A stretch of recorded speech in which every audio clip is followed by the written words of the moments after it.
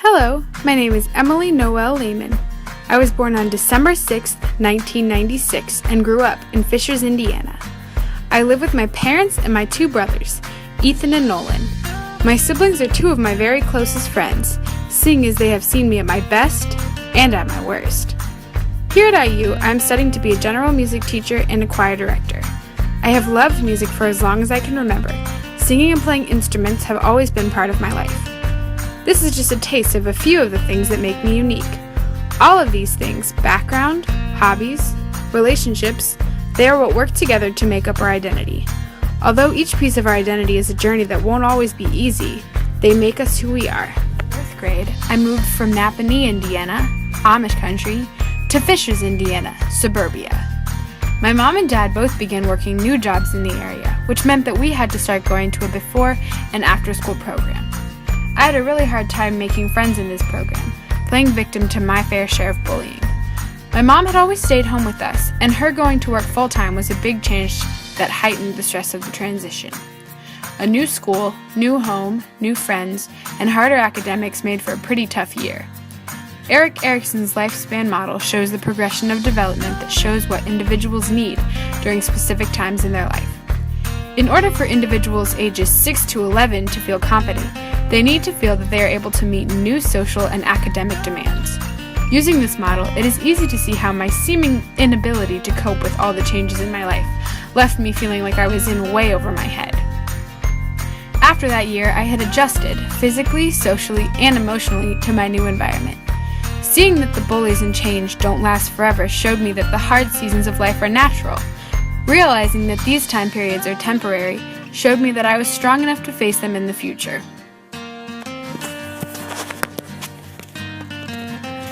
With two music teachers as parents, I have grown up in a culture with strong emphasis on music.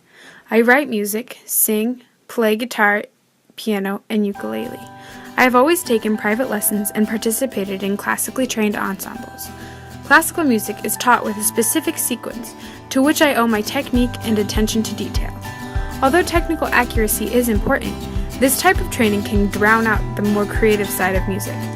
Losing touch with artistic freedom can lead to detrimental perfectionistic tendencies.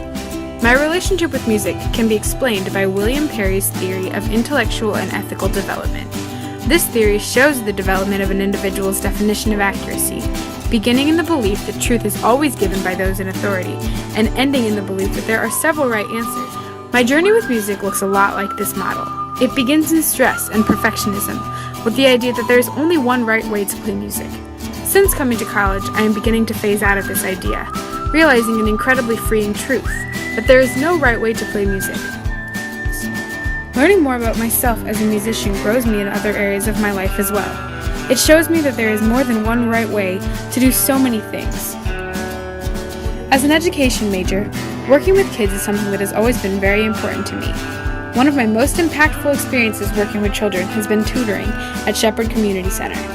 Shepherd is a nonprofit organization on the east side of Indianapolis that partners with low-income families, giving them physical, spiritual, and emotional resources. I was 16 when I first began working with Shepherd, and it was my first real exposure to poverty. Seeing the faces of kids whose lives looked a lot different than mine impacted me greatly, and my reaction closely followed the majority identity model. This model shows the progression of thought of a member of the dominant group of society. As the individual progresses through exposure to the minority group, they often react with denial and overzealous behavior.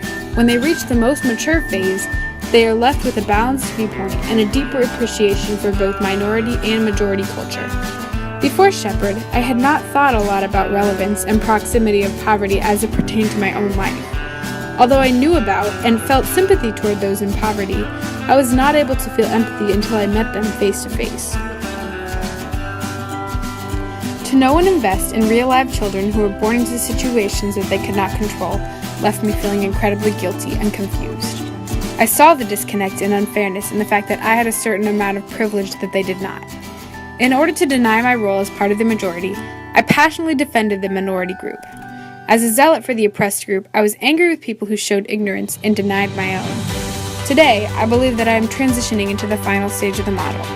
I'm beginning to see that we all have different roles in society, and and it is not what role we have, but how we choose to use it. So, that's me. My childhood, music, and service work have all played huge parts of my identity. They have undoubtedly shaped me into the person that I am today. Although each part of my identity has been a journey with peaks and valleys, I would not trade 1 second of it. I know that there will always be more challenges, but I know that they will make me stronger in who I am and what I stand for. I cannot wait to see what the future holds.